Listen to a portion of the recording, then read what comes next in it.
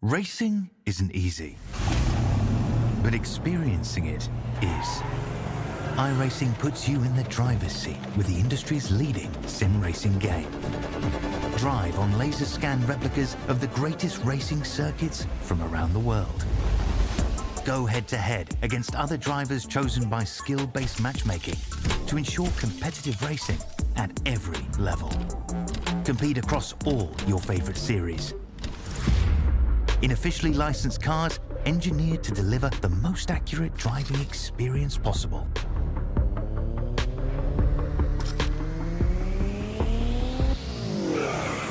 Join a race or host your own with players from across the globe.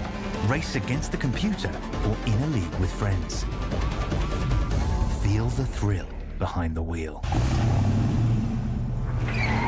Visit iRacing.com.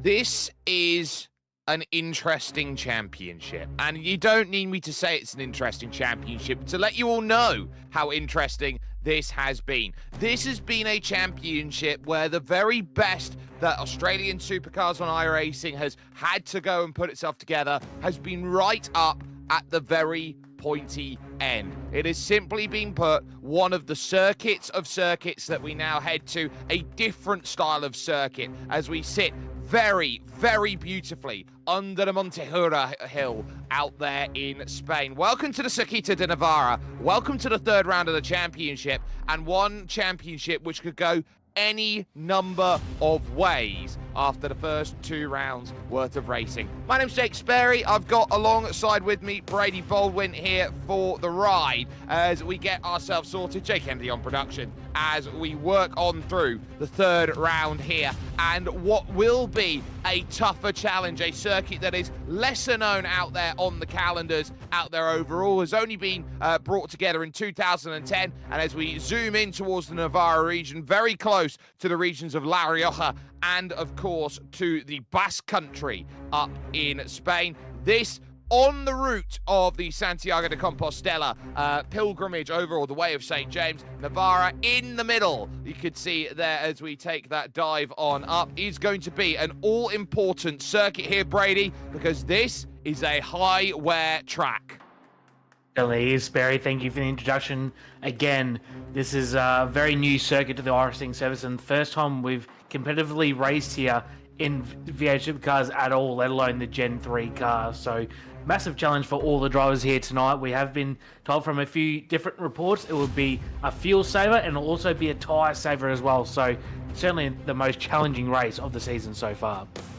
It is going to be a really tall order for these drivers. It's going to be different to the opening 2 rounds of the championship. It's going to take a different skill set to put yourself up on the top level. So we will be seeing how that goes about over the course of running a clockwise 15-turn circuit. Just the 3.9 kilometers, the 2.4 4 miles around this 15-turn circuit, and it pretty much asks every single challenge out there in terms of a track. It's got areas where you can be aggressive, but it is on the lower end of top speed, so you're going to have to keep an eye out on that through many of these long corners, like turns 6 and 7, for example. The exit out of 9 to 10, very similar to Austria, and then, of course, that run from 13 to 15. Turn 2 will be the great overtaking place on the lap. Turn 9 as well can be a place where passing can happen here around Navarra, and we will certainly see that in play as we get ourselves into some wonderful racing action.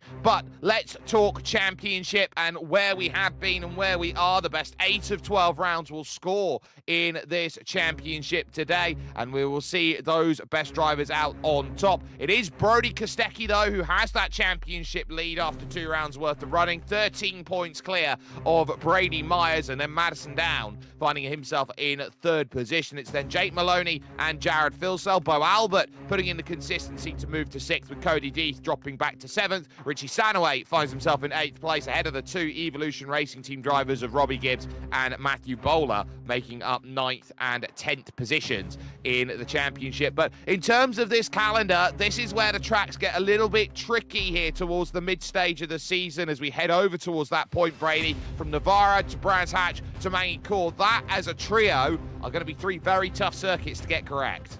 100% Sperry, and I wasn't coming into this week thinking this race would be as hard as it would be, but I was talking to Brody Kostecki myself earlier on, and he was saying that is certainly a fuel saver, so that's one challenge, and the tyre wear is very, very high around here, so drivers will be trying to keep the best tyres under them for the last couple laps in this race, and like you touched on, Brands Hatch coming up next week, another very, very difficult circuit as well. Manly Court's a little bit easier, but still not one that the drivers will shy away from. It's a race all the way to Oran Park Raceway, one of the few circuits in iRacing which has remembered time immemorial. Now, here's your qualifying. They've got 2 laps, and they've got 8 minutes to set a time with the 2 laps that they are allotted. It's solo qualifying, so they're not going to be able to grab a toe off of anybody else out there over the course of their qualifying effort. Their race distance is 106 kilometers, a 27-lap race, and they say it's a potential of a no-stop. They are going to need to save some fuel, so they're going to need 0.3 of a litre a lap. So we're not expecting them to run at 100% throttle here, Brady, but I think the key here is that there is going to be some lift and coast, and there is going to be a big disadvantage for the car that decides it wants to gallop off at the front of the field. There's certainly a lot of places on this track, a lot of low-speed corners, which means you can save a lot of fuel around this track, so that's my reasoning to why you can get through this 27-lap race without taking any fuel whatsoever. So it's going to be a challenge. I'll be interested to see if anyone takes the gamble, runs hard, and then does take a pit stop. I don't think you'll need too much fuel, about 8 to 10 litres, depends if you save anything at all. So it'll be very interesting if someone goes against the grain and does end up taking a pit stop later on. First times then coming in on the board. Jared Filsell has just gone fast as we focus on the number 6 car of Andrew Dyson out there on circuit. A 41.369 for him is good enough for the front row at the moment, but the majority of the time have yet to come down in on the board, and we've got a few different names to what we had, of course, a week ago, but a few names which have remained the same. For example, like this driver in the number 3, Brody Kostecki, the championship leader, making his charge over towards the line and going fastest as well with that time of a 141.17. Not surprising at all. He's had the fastest qualifying lap all week of any driver in this series. So go P1 just under a tenth of a second clear of his teammate Jared Filsell. A very, very impressive effort for him. There's still a fair few guys still on flying laps at the moment, and one of them on the front straight, trying to find it on my end who it is Dennis Gaderick, and his first lap is invalid, so he's going to go for another flying lap. Yeah, he's going to have to, and it's a very fast opening to the lap, very similar to what you see at circuits like Estoril and Portimao. That opening start, Robbie Gibbs, we go to right now, the number 5 car, making his progress known as he works away through now towards what will be the final corner out on circuit. Turn 15, very tight, just down under 70 kilometers an hour before jumping back on the binders and attacking towards the line. It's a long drag towards the line here. It's not one of those where they've got a different start and finish line, and a 41.5 from Robbie Gibbs is good enough at the moment for the second row of the grid. You'll take that in a heartbeat there with a good time like that. So he'll be looking to do as much as he can. James Cartwright hoping that he can find some time as well right now, because he finds himself in 10th position at the moment in the number 27 car. We've got 29 cars in this field, and can Cartwright jump up and gain a little bit? The answer is no. That time's not going to be an improvement, so he'll be at best on the 5th row of the grid. So he'll have some work to do as we look a little bit further back again. Is Richie Stanaway. Didn't have the best of results last time out, but he's hoping that he can gather it back up once again. Out of 13 through to turn 14 out on circuit here, and really trying to get over to the left-hand side for turn 15. It's very much a case of you're always trying to maximize the exits. We've seen it both weeks that Richie hasn't completed the first lap cleanly. He's had to go to the second lap, and he puts in a 1:41.7. At the moment, they'll put in position number 7, so quite an impressive lap on the second lap with slightly worn out tyres there. As Madison down on his second lap as well. He has not completed a lap either, so this is very important for car number 2 in the server, Madison down. Yeah, he needs a time, and he needs a good time. He's right up there in the championship, and speaking of good times, he hasn't found it. He's only on the 6th row of the grid then, P12 on a 1:42 flat. That was not what he was wanting for. Matt Morris unable to really do too much, and there is the fastest baker in sim racing, Thomas Hinds. He'll be diving down into a very narrow pit lane, so I think they'll be quite glad that it's a fuel saver today with just how tight that pit lane entrance is. Hobo 88, Brenton Hobson out there on circuit, and so too is Troy Stonestreet at the moment, but these drivers have all gone through their required 2 laps, and as such are now just getting that final element of practice in, which isn't necessarily a bad thing. They're just trying to get dialed into the track conditions, which at the moment has a very, very cold weather. Yeah, certainly is optimal grip out there for the drivers tonight. 19 degrees in the air and track temp as well. Only 7 km/h north winds and overcast condition as well. So perfect for these drivers to gain as much grip as possible, and probably save a little bit of tyre as well, because they'll certainly need it without changing them over a 27-lap journey, especially around this circuit here tonight. Yep, and they are going to be in it for a very important ride, but the grid has now formed itself, so we're able to run through who's got what, and it is your top 2 from last time out at Phillip Island on the front row, Brody Kostecki and Jared Philsell. The difference just under a 1/10 of a second in the favour of the 2023 Supercars champion. Andrew Dyson then will start on the second row. He'll have Robbie Gibbs for company with the number 1 driver in terms of iRacing in this field, Rehan Lianaj, there along with Brian Borg. Great qualifying for him in the Racecraft Simulations car in 6th position. Richie Stanaway will have Ryan Jones for company in 8th position, with Blake Warboy starting 9th, and he is alongside Brenton Hobson for Synergy Sim Racing in 10th position. It's then Dennis Gatterick, who finds himself in 11th position. Madison down, out of position in P12. Will have some work to do here today with Jack Widders and James Cartwright. They house row number 7. Row 8 will have Thomas Freeman, who's got the most, or one of the most starts in all of the supercars running on iRacing so far. His 67th start here in just 3 weeks worth of running, with Ian Ford, a nice blast from the past from him, in 16th, with Ryan Bettis and Troy Stonestreet 17th and 18th places. It's then Blake Fitz, who will start from 19th. The top 20 rounded out by Ryan Campbell, who is there in that 20th position, and then over to row 11, where Steve Jansen and Damon Mulqueen find themselves positioned right now. Mulqueen with the lowest I rating in the field. Jack Mara has Thomas Hinds for company on row 12, with Rob Bowden in 25th position and Tim Mulford in 26th. Following that, then the final 3 drivers will be Kurt Stenberg, Jay Brazia, and then failing to set a time is the number 19 car of Matt Morris, who will have a lot of work to do to charge on through the pack. But it is not necessarily the easiest run here through the opening laps that you've got through, and the opening corners expected to be very tight, and this start to be a rather important one as they sit here in Navarra, knowing they've got to try and get a good launch here in northern Spain, knowing that it is going to be tricky with Brands Hatch on the horizon and then Mangicourt to follow after that. Some very technical circuits coming up, but 27 laps here at Navarra. The lights are on. and we are getting ready here for more Supercars action on iRacing, and we are underway. And it looks like a really good jump from the third row, fourth row even, of the grid. Richie Stanaway's had a great start. Kostecki's going to be unchallenged here in towards turn one. 3 wide they're going to go around here with the likes there of Rehan Lianaj trying to go to the outside of Robbie Gibbs now. He's trying to go for the uber long line. Philsa has to leave the door open as they now junk about 3 wide and still somehow find a way through. But look at Robbie Gibbs trying to go around the outside of 4. He gets pushed out, and Philsa brutal in the way he holds on. There's Andrew Dyson. He finds himself in third.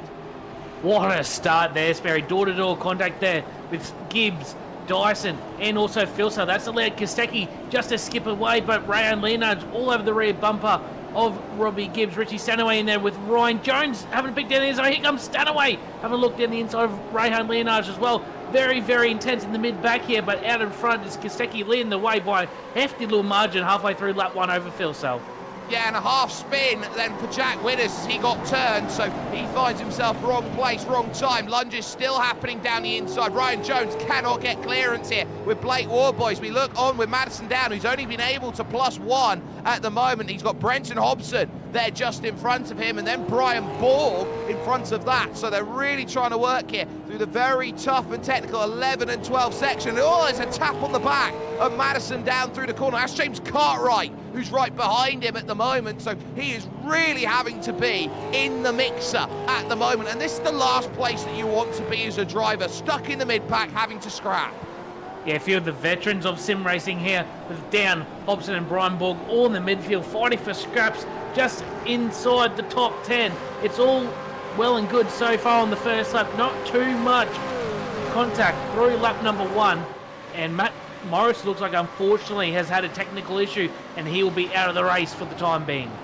Yeah, he certainly will, and he'll not be too pleased about that because that will certainly hurt. There are moves aplenty going on, and for example, you look further right back down in the field with the likes of Kurt Stenberg, for example, because he's having to deal with a spinner who's there on the inside. That's Jack Mara, who's gone around in the Penrite car, so he's found himself then in a little bit of trouble out there on circuit, so he'll now have to try and really recover back, and these laps are going to feel painful for drivers at the back of the field. Near the front though, Kostecki clear by 1.1 on the opening lap with Jared Philsell in second and Andrew Dyson giving himself chase in position number 3, knowing that they'd love to get rid of the likes of Robbie Gibbs and Rehan Lianaj just behind them. This is going to be about measuring your output and your effort, and Jared Philsell really had a tricky start to the race with how much he had to open up through turn 3.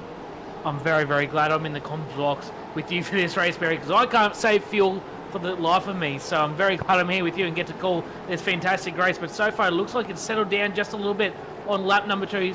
Guys, starting to spread out. There's a little bit of a gap forming now between Ryan Leonard and also Richie Stanaway. Ryan Jones runs a little bit wide there on the exit of turn number 13, and they'll allow Blake Warboys in past him, and now he'll have pressure from behind from Brian Borg, Brenton Hobson and Madison Down. Yep, so that's a move. Ryan Jones finding out the difficult way to deal with turn number 13 out on circuit. Just ran it in a little bit deep, and that wasn't quite what he was hoping for. So very much a case of him dropping back, losing a little bit of time and position as we go on to James Cartwright here, who sits behind Madison Down. Still has Ryan Bettis for company as well, and then Thomas Freeman behind him, Dennis Gatterick, Jack Widders. It's an entire slew of cars at the moment who are all pretty much locked in together and knowing that they are all in the same train, the same battle, and that if it just works out for them, this is what's going to happen from second on back. You're trying to just build the margins and stay with the cars in front, and they're all able to manage that at the moment through the early stages of this race. Big key difference at the end of the race we'll have to keep an eye out for, Sperry, is the tyre wear. Who will have better tyres at the end of this race? Who will push earlier in the race, try and get positions and might suffer later on? Who will look after their tyres at the start and succeed later? We'll have to find out. We're still pretty early on lap 3 of 27. Thomas Freeman on screen. He's made a few moves throughout this race. He's up to 14th, started 15th, and here's a replay of the start. Yeah, let's dissect this down. So Jared Filsell gets a pretty decent start to this when Andrew Dyson immediately cuts into line here with the likes then, of course, of Robbie Gibbs in 4th position. So they all start trying to pivot here. Turn 2, the first real braking zone. And then, of course, you've got the likes of Lianage there, who's on the outside. Gibbs pivots to the inside. Dyson gets into the side of Jared Filsell. Filsell opens the steering out through the middle of the corner. That gives him a chance of a run. And then he just throws it in at turn 4, knowing that he's got to box out Robbie Gibbs. And that will keep him the line then through the very long turns 5 and 6. Out on circuit, everything he wants to. Then Jack Widders had himself trouble, and so too did Matt Morris out there on track. So we'll just take a little look at that then, going through this section at the back of the field, and this is how quickly you can see it there. Yep, there's the issue that puts Matt Morris out of commission, but a very, very tough start, but not for your driver who leads this one, Brody Kostecki, now out to a nearly 2-second margin here on lap 4. Yeah, I wouldn't have thought he'd check out this much this early, considering it is a tyre and fuel saver, but he just has that much pace over Jared Filsell, 3/10 that last time by. It looks like Dyson is staying right with Jared Filsell, so there'll be a battle to watch out for. And also Rayan Lianage and Robbie Gibbs separated by only about 1/10 of a second at the moment, and he's starting to pull a gap on Richie Stanaway as Ian Ford on screen. This is the replay. Loses 2 spots here. Got told by producer Jay. That'll be wide. And he's just run a little bit wide there, unfortunately. Very easy thing to do in the 2 or 3 laps of experience I've had at this track, Sperry. Well, it's very tough to slow it down for turn 3 because you're on the brakes for turn 2 and you think that you've got to try and carry as much speed as you can into 3. You still need the rotation in the car to go and manage that, and he was just trying to get it stopped, and it just wouldn't go because you've got so little time between turns 2 and turn 3 to actually get A, the rotation, and B, the stopping speed to come through. So you've got to be really reliant on feathering the throttle through the corner on the exit to really maximise. So Ian Ford finding out the difficult way. How this is going. The recovery of Jack Widders is going to be important here with Dennis Gatterick just in front. This is where we're starting to see the break in the train here. So I would say we have got ourselves a 15-car battle for second place. Certainly do. It's a nice little train for me, and the one battle we'll have to keep an eye on is Blake Woolboys v Richie Stanaway for P number 6. Blake Woolboys has a serious turn of speed at the moment, about 1/10 and a half faster that last one by than Richie Stanaway. So we want to keep an eye on. Looks like Woolboys has a fair bit of pace underneath him, the WKMP SimSource machine. So want to keep an eye on for later on, Sperry. Yeah, Blake Warboys is someone who is incredibly fast and always has an eye for gaining places, as Warboys, you can see over the last 3 laps, has reeled in 0.3 of a second on Richie Stanaway. Warboys +2 for the day so far. Richie Stanaway is up 1, and the gain has been Brian Borg, who is down 3 places off at the start and will feel that he's not necessarily been in the best place possible. Now we'll take a little look here. This is what happened with Jack Widders. So he finds himself middle of the corner just behind Brenton Hobson as he goes in through 5, and he just takes the tap from behind, has to grab the steering wheel hard at turn 6. He's very lucky that he hasn't collected everybody else out there on circuit. He did very well not to lose too many positions, but especially in the opening stages of the race, it is very easy just to get chalked up, and those corners of 5 and 6 are very inviting on the opening laps to go out there and say, you know what, I'll just throw my nose down the inside and see what happens. Yeah, very good save from Widders as well. This is from the rear cam on the rear bumper of Widders. Unfortunately, just gets in the left rear bumper 2, 3, 4 times, and there's the last one. And very good save for Widders to try and keep it going and not lose too many positions and come out cleanly into the traffic. As back on screen, again, Richie Stanaway and Blake Woolboys. Woolboys right on the rear bumper of Richie Stanaway, and that's nearly inviting Ryan Jones into that battle as well. Yeah, Ryan Jones would love to try and get back up. He's driving really, really well, is Ryan. He's certainly gone from strength to strength, and the new car certainly has benefited him out there at this moment in time. He's been saying that he's trying to drive it like the Gen 7 NASCARs out there, and he's getting a lot of reward for driving in a similar driving style as Hobson. Has to find a big power line through turn 3. Madison Down was showing his nose to that inside, but unable to find necessarily what he wants to. Madison Down, he's had really good starts to rounds 1 and 2, but he's gone with early cool strategies to come into the pits, which has cost him the race late in those opening 2 rounds. Here at a place where you'd expect him, maybe with his great qualifying so far this season, to be a forefront challenger and a fuel-safe style race, he hasn't put the qualifying together. It's been a tough start for Madison Down. A little bit unexpected for me as well. We just know how good he is, Madison Down. So a bit unexpected to see him down in 11th at the moment, but looks like everyone's just sort of saving a little bit. Not too many big moves happening right now. Everyone's sort of saving their stuff for the second half of the race. So you did have a look at Hobbo down at turn number 5 that last time. Oh, sorry, turn number 3 that last time by. So Hobbo just shut the door off just a little bit. So expecting probably another move again if he can get close enough at turn number 3 this next time by.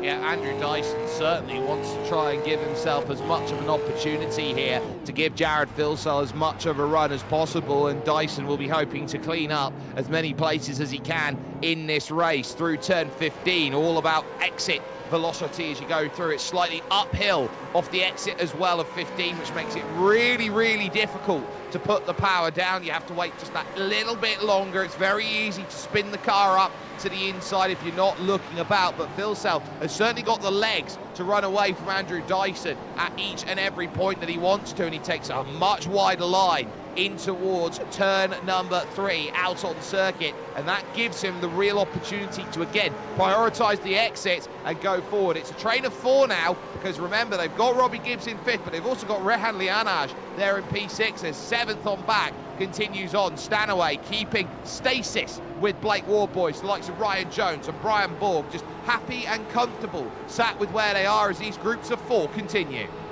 I mentioned a couple of laps ago, Sperry, they were starting to get a break in the pack between Rehan and Richie Stanaway, and it sort of extended a little bit more of those last couple of laps. So like you touched on, we've got that 4-way battle for P number 2, and then Richie, Warboys, Ryan Jones, Brian Borg, they're the next 4 in the train, and then Hobson, Madison Down, James Cartwright, the next 3 with Ryan Bettis and Thomas Freeman not far behind. So still a lot to play. We're only on lap number 7 of this 27-lap race, and Warboys still looks very, very fast, trying to get a move done, but he might just be waiting his time, biding his time, trying to get the move done later in the race. He might be looking at a tiny bit of fuel save at this point of the race, and then that will give him the opportunity to launch later on. Some drivers may be using this ability to stay in the pack at the moment, just to try and hold back at this stage, give themselves the license to attack later in the race, and that's going to be important to keep in mind. Who wants to go now and who wants to go later? That's the game that we sit at the moment. We'll take an onboard perspective here with Blake Warboys as he now starts to try and really ratchet up with Richie Stanaway as they enter turn 1. They look for the brakes, and now you've got to be careful. 135 through the corner, and you're still trying to hit the brakes here, down to just 58 kilometers an hour if you're Richie Stanaway at turn 3, to go from what is over 230 kilometers an hour, in fact a bit more than that on the straight. It was up at 248 kilometers an hour, down to just 50, and this is a supercar, so it's not got the easiest amount of brakes in the world. So sometimes around the courses of seasons, we've seen them up there at formula speeds, up at over 300 kilometers an hour, trying to get it slowed. It's some very, very difficult work that is done in these cars on the brakes. Turn 1 to 3 on this circuit, certainly the most complex of corners in this series so far that we've seen. Very, very difficult to get the car pulled up, like you said, from such a high speed down to about 60 kilometers an hour. But on board here with Blake Warboys, he's kept the car very straight off the corners. Car's not stepping out too much. He's getting it turned. He's getting it pointed. Looks very, very clear at the moment. It looks like he's just sitting right behind the rear bumper of the Nulon Camaro. Richie Stanaway saving his stuff and trying to plan out a move, but looks like Richie's making no mistakes whatsoever so far. No, it's been very clean, and we're not seeing anything that stands as untowards. They use all of the road through turn 14 and the uphill turn 15 to end the lap. That very difficult 120-degree right-hand bend to end off proceedings for another one, which gets ticked off. And as we head towards that 1/3 stage of the race, Brody Kostecki, your race leader, by 2.5 seconds out there at the front as Warboys closes and thinks about the inside, but just had to back out of it there. He took a double tap on the brakes. He thought very much like he could have made that move, and I think if he was braver and he was about 10 laps further in that race, I reckon he would have launched for it. That was nearly a very audacious move there from Blake Warboys, but he pulled out just in time, and very well done to him. He had a little look down the inside, just backed out of it at the last second. Very smart driving there for the number 12 of Blake Warboys, currently in position number 7. still right behind Richie Stanaway and still inviting Jones and Borg into this. And slowly but surely, Hobson down, Cartwright, Betters, and Freeman are starting to join this battle. So the train's getting longer and longer. The longer the race goes on, Sperry. And because this has been a fuel-safe race, everyone has been very much happy to stay in line. We've just had the one retirement from the race in Matt Morris, so we haven't had anything too untoward. Jack Mara down by 7 seconds, would have been hoping for a little bit more argy-bargy up near at the front of the field so he could profit off of a couple places, but we haven't seen anything like that at all here in this race. They've just been sat in line, playing the patience game, and speaking of which, we're not seeing much of that anymore here from Blake Warboys. I think he's tired of being sat and stuck up behind at this point. He sees that gap at the moment from Stanaway to Lianage out there, which is now up at 2.3 seconds and is only increasing to 2.4, 2.5. So he feels like, yeah, I've got to get a move on, otherwise I can see my top 5 hopes just dash in a blink of an eye. He knows he's got pace, he wants to use it, and he'll think about it again. This time we'll go to the inside. Stanaway, I think, lifts out of it into the opening corner, understands using all of that wealth of experience he has, racing in so many amazing real-world series that he's had, that he does not need to battle Blake Warboys at the moment when he's quicker. Yeah, I think Richie's just going to play the long game here and now sit behind Warboys, save a little bit of fuel and try and attack later on. Because even those few attacking corners from Blake Warboys would have just taken a little bit of life out of those tyres compared to Richie Stanaway. So Richie, smart enough as he is, going to play the long game, try and sit behind Warboys now, try and not lose another position to Ryan Jones or Brian Borg behind, and then try and attack in the later stages of the race. Yeah, and now he gets that ability to fuel save behind, and that's what he'll be clamouring for, because you can run a certain pace by being aggressive. You can also run a certain pace by having to be defensive as well, and it might give him a little bit more luxury to go a little bit faster, driving in exactly the same style, because he does have that ability to save by lifting out where you've got elements of the circuit where you are gaining through the slipstream, where the car in front punches a hole for you, and effectively, like the cycling, you just get a little bit more streamlined, you get a little bit more aerodynamic, and you get that opportunity to run on forward. Keeping an eye out then, we'll take another look. This is the style of move that he's been looking for, so he gets right up underneath the bumper, and at each and every point, he's signalling at this point right now, I want to get through, let me through. Certainly is. He's signalling his intention the last few laps that he wants to get the move done on Richie. Got a really good drive there off the final corner, turn number 15, a little bit of slipstream down the front straight, and as soon as he poked his nose, I reckon Richie just lifted out of it, let him go, play on for the latter half of the race. But you can see this first lap already, Warboys has checked out a couple of tenths already on Richie Stanaway, so is Stanaway actually lacking a little bit of pace here tonight, Sperry? Well, I'm looking at that lap, 43 flat that last time by for Blake Warboys. That was certainly well up there with the pace of the likes of Rehan Lianage. I think this lap's going to be the teller out there as we focus with Brenton Hobson and the ever stuck Madison Down out here on track. They are agonisingly close here, Brenton Hobson, to the back of Brian Borg. It's at 1 second there or thereabouts, and that is what you call just catching the coattail of Brian Borg. He's just holding on with everything he's got, and it's giving him just enough on the straights where Madison Down can't really do anything out there around this Navarra speed circuit. It is a very, very tall order to try and find that move, and he is finding out just how difficult it is to pass here in these supercars. And especially with the lack of strategy tonight as well, with no pit stops that we assume are going to be happening. So really everyone's just on the exact same strategy. The only difference will be later on is how much fuel you have saved and how much tyre you do have left. So really, unfortunately, it's just everyone's single file at the moment until something happens, and probably the last 6 to 7 laps, about lap 20, we'll see all the action start to unfold. Well, this is Steve Janssen making a look at turn 9 as a place to go for it. Dives up the inside, and I tell you what, he gets it perfectly slowed up and says, you know what, thank you very much, that's mine, I'll take it all day and twice on Sundays. That's a wonderful bit of movement there from him, and he'll jump up a place, and that puts him 19th, +2 for the day. A day tough for movers and shakers here as we focus on with Brenton Hobson in the Synergy Sim Racing team, who will be looking to try and really make some progress. They've just recently lost one of their drivers from their driver pool, jumping over, so they've just lost Tom Freer, who's gone over to Vermilion Esports out there. And you have to look at Synergy. It's been a long-standing team with a lot of drivers who have been there for a long time, like Brenton Hobson, who has been for the longest time the stalwart of that team. And you look around at it, losing a driver like Tom Freer is going to be a bit of a hit for them, but they're looking to try and improve as things go on later on in the season. So I'll be interested to see what the development progress at Synergy will be like throughout the year.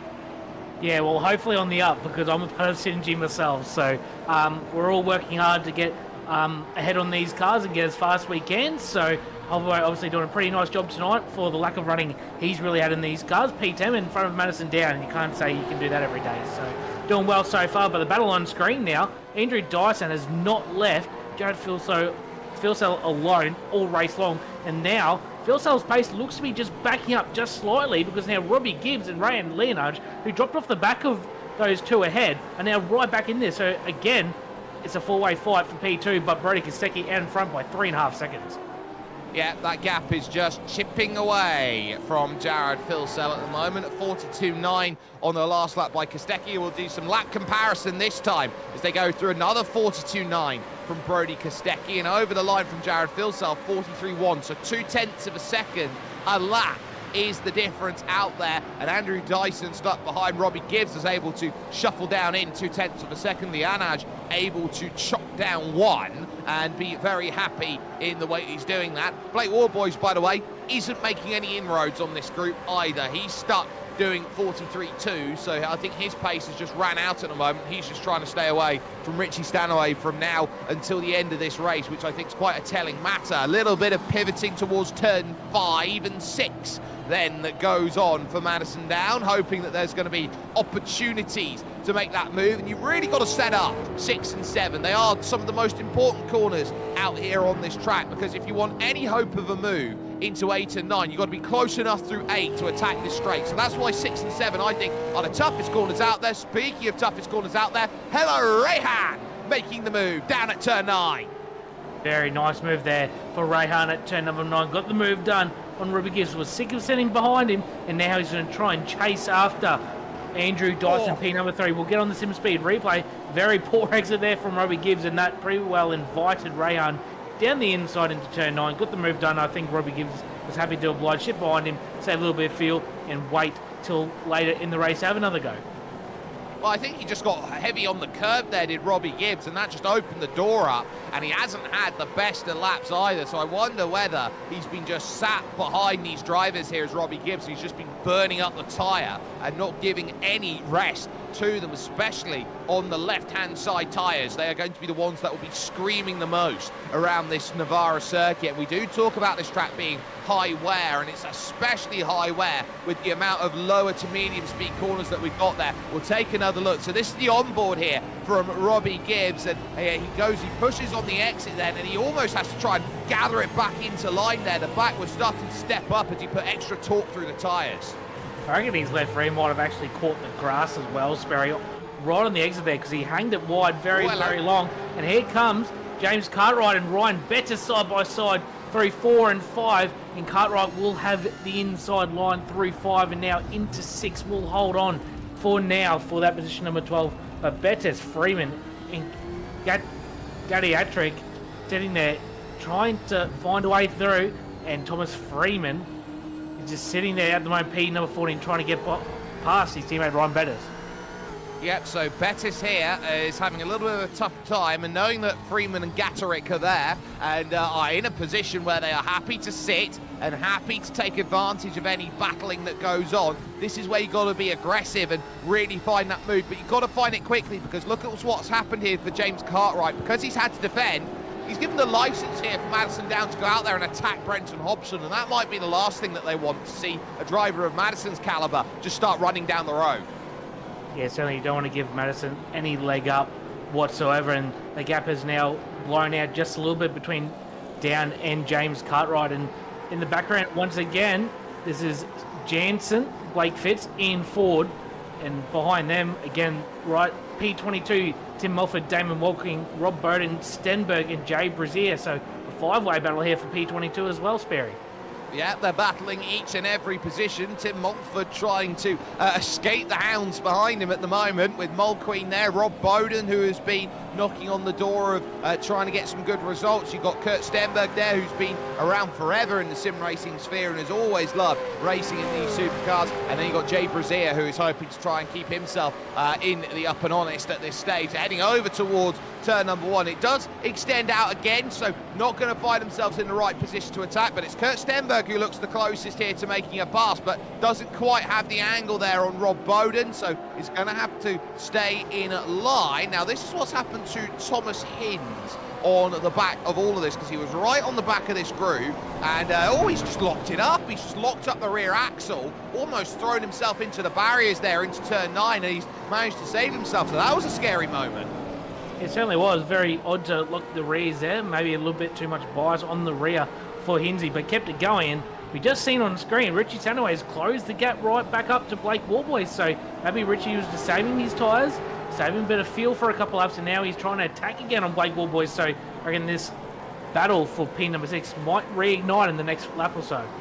Well, I think Richie's just realised that Blake's not making any headway here. 43.4's 0.3 of a second slower than Robbie Gibbs. You're not really doing anything in this race that's above and beyond, which is why I let you have that place. So I'm going to try and wrestle it back from you. And he drives really hard into the corner there to Stanaway, almost trying to scare Warboys off the road. But Warboys gets a much better exit off of the corner, and as such, Stanaway loses the opportunity to attack in towards turn number 1. Ryan Jones will just be happy that he's on the back of Richie Stanaway, and he'll be smiling from ear to ear, trying to work out where he goes and tries to make that move. But I think he'll be looking for the final few laps out there. And again, Warboys using all of the curb and then some. Brian Borg missing the apex in the background might pull him in to Brenton Hobson a bit more. Yeah, about a lap or two ago, Hobson and Down were right on the back of Brian Borg, and last 2 laps have dropped off the back of Brian Borg, so maybe a lack of pace from Hobson and Madison Down as well to lose that gap. Blake Fitz on screen, car number 22 in 20th place in behind Steve Jansen. Nice little battle pack, and just ahead of them is Troy Saintree in the WKMP car, not far behind them Ian Ford. Then position number 21, probably a little bit lower than where I expected him to be in this race, Sperry. Yeah, he's a little bit down the order here in 18th is Troy Stonestreet, so I wouldn't say it's been the greatest race for him, but he's done all right today, I think. He hasn't lost any positions, he's kept himself to himself, and yeah, the gap's opened up to Rain Campbell and Jack Widders, but sometimes you do get a sense here that there is a tiny bit of skewing when it comes to the iRacing and who's truly the quickest, because you can see Brody Kostecki is car 3, and he's walking away today as he has been really quick over the run. So it's about who wants to try and get too much, and of course, as we know, iRacing is an indicator of pace, but it's not always 100% there. It's a very great tool to work out who's quick, but not always there at the time is it the ultimate sense of it. And there you can see Robbie Gibbs has now fallen off the back of the group for 2nd, 3rd and 4th, and suddenly Andrew Dyson sees, well, there's one less on our shit, I reckon I can go and attack a bit more here on Jared Filsell. He gets close with 11 laps to go, he still can't find the move at 3. 7/10 lost that last time for Robbie Gibbs, so a little mistake for him has now put himself back in no man's land, really, in position number 5. He's 2.5 seconds behind Brian Leonard. He's about 2.5 seconds ahead of Blake Woolboy, so for the moment, unless the 3 in front of him start battling really, really hard, Robbie Gibbs probably going to have to settle for position number 5 unless he has something up his sleeve later on. So very, very interesting. We've got dual screens here on SimSpeed on a Monday night, Sperry. Battle for P2 on the top of the screen, and then the battle for P number 6 on the bottom. Yeah, and P2 has been one that has just been sat boiling and brewing out there, and we've been keeping an eye on what's been going on for P6 with Warboy, Stanaway, Jones and Borg, who are all there and all looking around at each other saying, no, you go make a move, no, you go make a move, and nobody making a move out there at the moment as they run into the very tight turns 11 and 12 out on circuit. He's jutting 90-degree left-hand bends, looking very similar to the middle sector of the Shanghai International Circuit, and the very tough run that they're starting to now put into on the tyres. And every single pickup zone of the throttle is going to be so important because they're trying to mitigate as much wheel spin as they possibly can through each and every corner. And if they can manage that, they're going to be happy when they head towards the final couple of laps. And with so many slow speed corners, so many 90-degree corners, looking after your rear tyre here is essential. One little wheel spin will cost you tenths for the next couple corners and even for a full lap, depending on the severity of it. So these drivers will be certainly looking after their tyres, babying them around. We're on the start of lap number 18 now of 27 as Richie Stanaway into the rear bumper of Blake Warboys. That battle's still going on for 6. James Cartwright and Ryan Bettis, they're battling for position number 12. There's battles all throughout the field, but unfortunately for us here at Sim Speed Spray, not a lot of passing going on just yet, but we still have 10 laps to go. You're going to need to have a little bit of nudge, I reckon, if you're going to want to try and make that pass. You're going to have to start pushing drivers out the way slightly, making sure that you make your presence known, that you're going to get a little bit stern about it, maybe, is the way that it's going to happen. But again, that gap remains open, and it's not quite there. We'll take a little look further back. I believe this is Kurt Stenberg here, who was trying to find himself with a chance through, and as he was looking to try and go through, he manages to find that angle towards the inside, in towards turn number 4, and then looking over at 5 into turn 6 now, gets it done up the inside, and that is just a wonderful style of pass, very similar to the likes, of course, of just an easy pass. You just got to try and work the corners and work the exits here, because if you work hard enough, corners like 4, 5 and 6 can be overtaking places. That was the first move we've seen at that corner all night long, so very good move for Stenberg, and more importantly, Richie Stanaway has gotten past Blake Warboys for position number 6, so the position has changed again between these two. They've been to and froing all race long, and now we can see what Richie's pace is like. Can he try and skip away from Blake Warboys? Does he have enough in reserve? This is the replay down at turn number 9, down the inside for Stanaway, textbook move at turn number 9 into the heavy braking zone. That's for position number 6. Oh, he did it from a mile back as well. He really caught him unawares there, did Blake Warboys, who had just had to leave the door open at the point of turning, because Richie Stanaway was a freight train down the inside. No chance of stopping him in that sort of move. And now Ryan Jones will see once again. He'll have to look at the green and black machine in front of him, and he'll look to try and chase that down as much as he can. It is going to be Mustang versus Camaro in terms of the matchup. It is Camaro Mustang right now in this group 6 to 9. We don't have to talk about parity then, do we, Sperry? It's pretty even going out here at the moment between P6 to P9. This battle will keep going on for the last 8.5 laps. Borgie still hasn't found a way past Ryan Jones. He's been there or thereabouts all race long, but hasn't seemed to have quite enough pace to get the move done on the DPR number 17 machine. No, he hasn't. He's been stuck in that third place position, knowing that the car there in front of him, Blake Warboys or Richie Stanaway, whichever way he's looked at it, has always had a little bit of toe to work with, which gives him a bit more. Up into turn 13 here with this very difficult hairpin style corner, and now you're attacking then through the sweeper of 14 and in towards that turn 15 braking zone, looking to try and really maximize the exit, and ultimately not able to get too much off the exit there is Jones, and as such Blake Warboy's given a free ticket to attack on this lap to go and get what he wants. And I am just looking at that second, third and fourth, and I'll tell you what, Rehan Lianaj is really struggling to stay there in that Phoenix Sim Racing car. He's really struggling to stay with Andrew Dyson and Jared Filsell. They're not necessarily turning up the wick, so to speak. They're just keeping things at a level where it's a case of, do I fall off? At this point, it is how long can you maintain the pace, and Rehan is struggling. And speaking of those who are looking for moves, we're starting to see them here, as I believe that's going to be Ryan Campbell trying to get himself in with Jack Widdus. Widdus on the inside, Campbell on the blackout OPR car on the outside. It just gets himself no room at turn 6. Brilliantly done by Widdus, and he holds the middle of the apex and says, that's mine.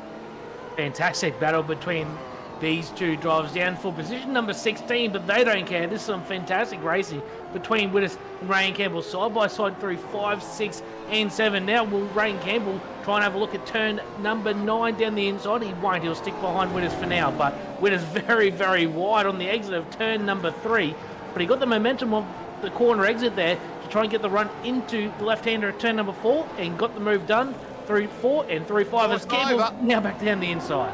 It's not over between these two, and this is for 16th place. Campbell throws it down at turn 12. Inside line is there. No, they lean on each other. Oh, they lean on each other. Ray and Campbell, nowhere to go. Goes front to rear contact. Campbell loses out. Jack Winnes with a wonderful bit of battling there. They were leading. That is as touring car as it gets between them. What sensational stuff.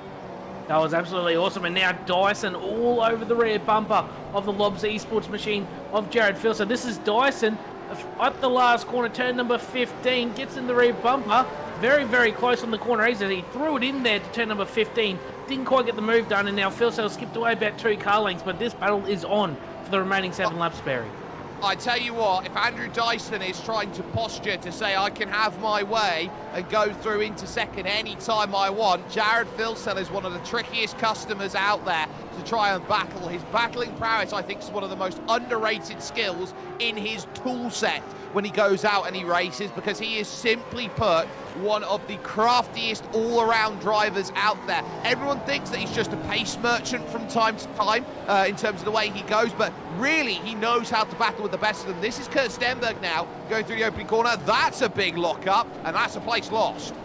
Yeah, unfortunately, Stenny there just ran a little bit wide into 2 and into 3, and unfortunately lost that spot to Brazier. But touch on Philso again, very, very smart operator. I was very fortunate enough to be teammates with him and learned a little bit off him, and he's very, very smart operator, so he'll know everything to do, where to place his car, and all the tricks and games to play with Andrew Dawson taking on to position number 2. I think he's probably a little bit in reserve as well, but we come up to 6 laps to go, and this battle is not over whatsoever. Well, it's not over at all, and we will be certainly starting to see that as Damon Mulqueen puts himself right into the picture with Tim Mulford. Round the outside of 11's going to be tough, and he doesn't get the drive. He pretty much left himself out there compared to the Phoenix Racing Team driver, so Mulford holds on to his station. Mulqueen will have to fall into line then and stay behind with Brazier and Stenberg there, so no chance really of a breakaway. Stenberg, I guess, given a lifeline that Tim Mulford's having to battle so hard. Yeah, certainly is, again, another very good battle pack here for position number 22. Mulqueen runs a little bit wide there, so does Mulford, and they'll leave Mulqueen exposed to Jay Brazier, but the battle on screen still going on between Dyson and Jared Philsell. They're still going on.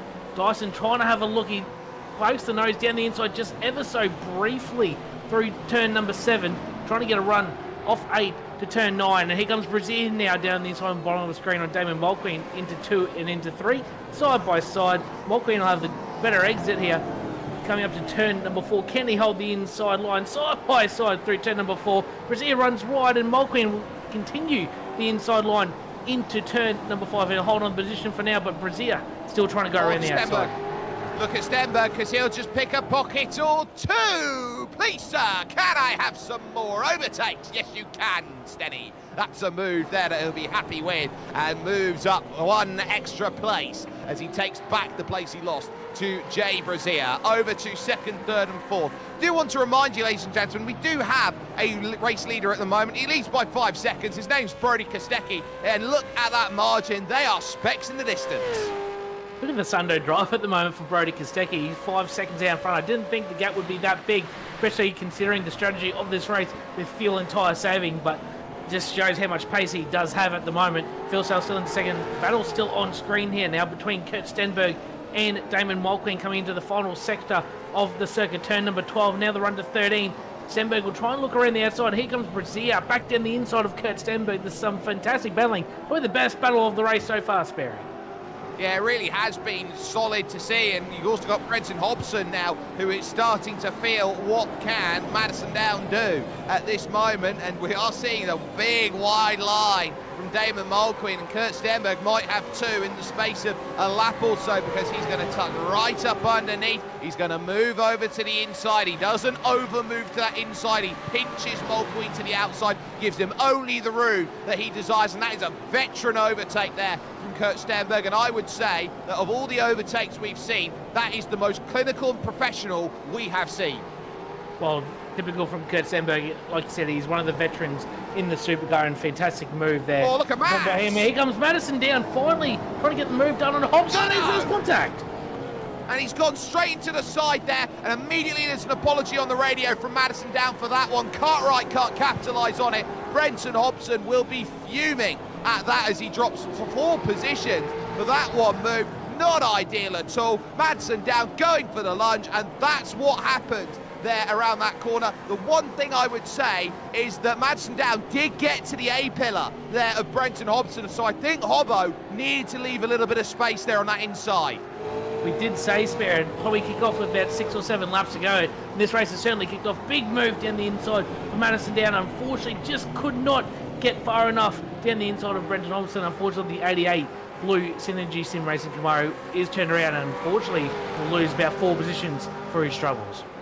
Yep, so Brenton Hobson will be on the back now of Thomas Freeman with Bettis and Cartwright, and for the first time in this race, it's taken 23 laps full for Madsen Down to get clean air to see what he can actually do in this race. It shows you what happens when you don't get a good qualifying. There are your big movers out there. Ryan Bettis with the best of the lot, and only at +5, and it could very easily be +7 for him if the stars align. Yeah, certainly probably the least amount of sort of overtakes so far through the first 3 weeks of this championship, but the action's still been aplenty, especially right here at the end of the race.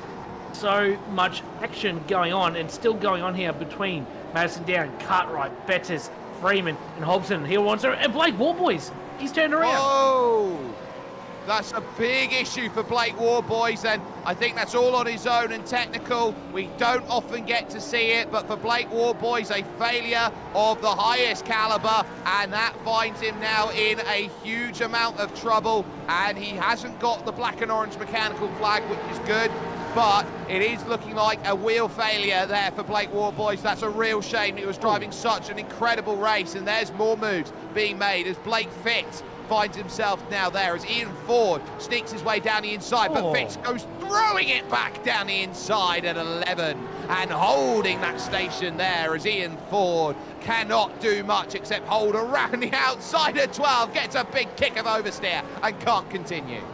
Maybe the cooler heads aren't prevailing, or the tyres are starting to go off. Either way, this is some fantastic action here at the end of this race. Ryan Jones now on screen, Brian Bull right behind him. Jones is just fallen away a little bit from Richie Stanaway, and yeah, Robbie Gibbs, that last time by 1.4 seconds slower than Richie Stanaway. So another mistake from Robbie Gibbs. We've seen one earlier on, and now another big one, and he's going to be under pressure now from Richie for the last 3 laps of this race.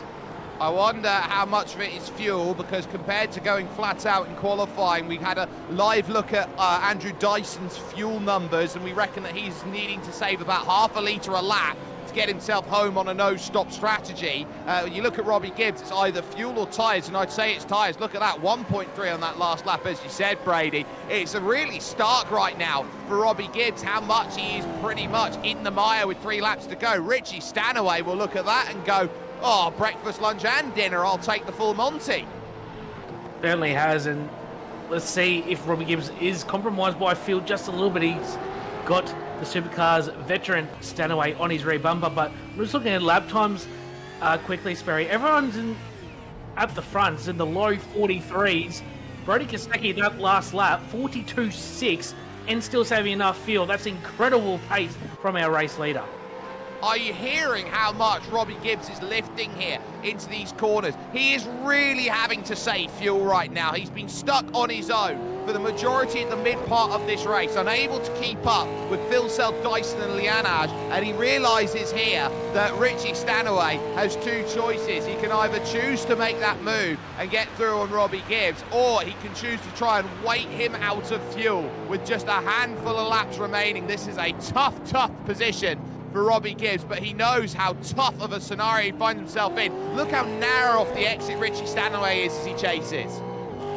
Richie is also a very smart operator. He'll know that Robbie Gibbs is struggling for fuel. He'll try and push him as hard as he can. Brazier lost the rears there on the exit of turn number 9. Nice save. He'll only lose 2 positions for his troubles, but it is all big move for Thomas Freeman down the inside of James Cartwright there at turn number 5. That's a very bold, audacious move there for Freeman. He'll stay down the inside, run Cartwright a little bit wide. They'll be side by side now through 7 into 8. Cartwright will now have the inside for turn number 8. Can Freeman clear him? Not quite. Cartwright still down the inside. He'll keep that spot for now. Oh, it's about drive, and Bettis is also looking for it, and so too is Ian Ford now, as he looks to try and pick up a place as he lunges for it, and there's going to be battles everywhere now, because look, there's Bettis down the inside, and there's the domino effect that comes through. Freeman scrap hard with Madison down, who gets turned around. Cartwright there as well, as that continues on. It's ultimately a huge drama now as we head to the final lap of this race with Brody Kostecki, 6.5 seconds clear. Andrew Dyson is now really trying to make a move on Jared Filsell for second position as well. We got the cameras everywhere that we need to look at. Stanaway hoping for a big lunge down the inside. He decides he's going to dispatch of Robbie Gibbs on the final lap. Gibbs will fall into line, and I wonder if he won't make a move back. They'll just try and stay in line as they go through. Some very weary drivers here today at Navarra at the third round of the championship, and now there's more as they dive on through. Madison Dow just avoids the drama of Jack Winnis there with Ryan Campbell and James Cartwright just in front, but it's to Jared Filsell we look. You got Brody Kostecki, your leader there, and almost a shot to the back from Andrew Dyson, who thinks about it, heading to 6, but isn't quite in line, and now needs to try and open up the doors over at turn 8. 8 leads to 9, and 9 is the last great place to make that move. He is resolute. On the back is Andrew Dyson. He's waited all race to try and find the move. The difference is nearly a whole back straight here at Navarra, the race-leading scrap. But Jared Filsell, here comes Andrew Dyson, just pivoting and can't quite find the mustard to just slather on that overtake. Just a little bit short on that, but he still has chances. Remember, 15's a great place to go and make that move. And we've seen how he's like to try and make those dives and try and make them happen. But of course, 2 corners away for one driver like Brody Kostecki, who walked away with the dramas on the opening corner of this race. Simply put, has never looked back, and I tell you what, he may just be the Navarra natural. Brody Kostecki has walked away from the rest of this field, and he is all conquering Kostecki today as he wins at Navarra. Second will be Jared Filsell, as Andrew Dyson can't do enough about it, and he will take the last spot on the podium. Another fantastic race. No matter what the strategy was, with no pit stops, that race turned on and it's still going on in the background. Oh, look at Gibbs, look at Gibbs! Gibbs has lost 2 places over the line, has he? I think yes, he has. He's lost out to Brian Borg by 100 out there as he ran out of fuel over the line. Unfortunate there for Gibbs. We did see he was majorly saving. But here comes Ryan Campbell, not quite getting the move done on James Cartwright. Unfortunately, Madison Down looks like he's run out of fuel as well. So he's going to lose out to Blake Warboys, who had that spin earlier. And Stenberg and Brazier in the background, unfortunately, get together right at the death. It's still going on, Sparrow. I'd like to get a replay if we can of that second last lap incident between Down, Cartwright and Freeman. It's still going on here. Stenberg now, he's out of fuel as well. So that's how little fuel that these guys had remaining in their tanks. Well, Kurt Stenberg has deliberately turned Jay Brazier there in the final stages, and if anything, I think Nim Cross is going to have a little bit of a look at this here, heading towards that. I don't really want to see that shown actually on screen. It was a horrible, horrible bit of driving. But this is what happened then coming out of the court. Oh, you can see how the car just bounces and kangaroos as it tries to find any form of fuel in the tank. And look at that, Brian Borg, he stole it. Certainly did. Another position for Borg puts him up to P number 7. After all the battles he had throughout the race. And I'm out of breath, Sperry. That was, for what the race was with no pit stop and everything, that was pretty wild. This is the replay of the incident between Down, Ryan Bettis involved, Cartwright and Freeman. My initial thoughts, it looks like Cartwright, unfortunately, down the inside goes Ryan Bettis. Cartwright locks the rears a little bit, and then contact also with Freeman just... I think it's more on Cartwright locking the rear brace, getting into Madison Down. So pretty unfortunate for those 2 drivers. You wouldn't think Madison Down would be finishing P17 in one of these races. No, there's a case there of being defensive, and the issue that you've got in a situation like that is someone like James Cartwright has got to try and both cover off the move and try and get himself slowed, and he just didn't there, and Madison Down ends up being collateral in it. But it's dominant at the front. There's no dramas if you're Brody Kostecki. That was as easy as it comes. 46 minutes, 23 seconds in terms of his driving speeds, and he wins by 7.3 here today over Jared Filsell. A truly dominant display of driving out there overall, with Andrew Dyson, the final driver, out there on the podium. A great drive by car number 1 of Rehan Lianaj. He is a driver who I am sure in the next 5 to 10 years might be one of the greatest sim racers of all time, but a 4th place finish here is definitely nothing to shake a stick at, with Richie Stanaway in 5th position and Ryan Jones, great 6th place finish for him today. Brian Borg would end up in 7th, just stealing that place away by 100th over Robbie Gibbs, with Ryan Bettis ending up in 9th ahead of Thomas Freeman, who would round out the top 10 overall.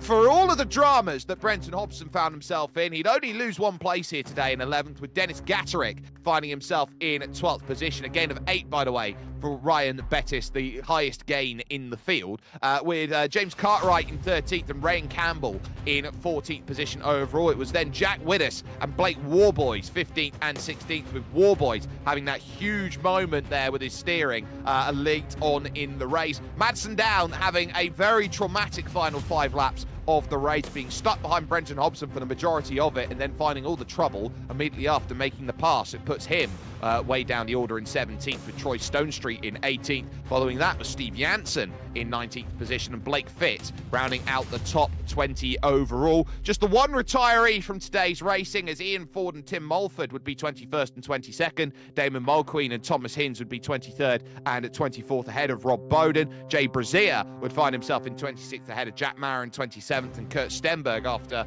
his, I would say, little bit of a rage moment in 28th position. The only retiree being the Neuro Power car of Matt Morris, who would be unable to go much further than 1 lap's worth of running. But it continues on the Titan technical circuits out there, because we're heading back to Blighty, so to speak, from one MSV circuit to another here, and that's going to be, Brady, of course, the battling at Brands Hatch, which I think is a very known quantity for how good of a racing circuit it is. Yeah, certainly. Never driven any type of touring car around here before, so certainly going to be very interesting. We'll have a little teaser on Thursday night with V8 Veterans racing here this week, so anyone wanting to tune into that to see what it's like, tune into that on Thursday night, and then we'll be here on Monday evening, 9:15 p.m. Australian Eastern Daylight Time for round number 4. Certainly going to be belter. Brody Kostecki's 2 in a row at the moment, back-to-back. Will he go for 3 in a row? He's certainly had the number on everyone else here tonight. Well, he certainly did. Nobody was able to hold a candle in the wind to him today, but a massive thanks, of course, to the entire team here today, from Jay Kennedy and from Brady Baldwin. My name has been Jake Sperry. The Kostecki show is in full force as he goes back-to-back in the most dominant display so far this season, as he has made that Ford Mustang absolutely run rampant here at Navarra. You look around at everyone else, Phil Selt having to deal with Andrew Dyson and Rehan Lianaj. There's not much more that could be said about the way that all came about, but it's been a tough day here at Navarra, a difficult fuel save race, and a few tempers have flared as well. But will it be brilliant Brody once again as he looks for a 3-peat at Brands Hatch? You can only catch that with us on SimSpeed TV and as well with iRacing. We'll see you in 1 week's time when the battling heads back to Blighty.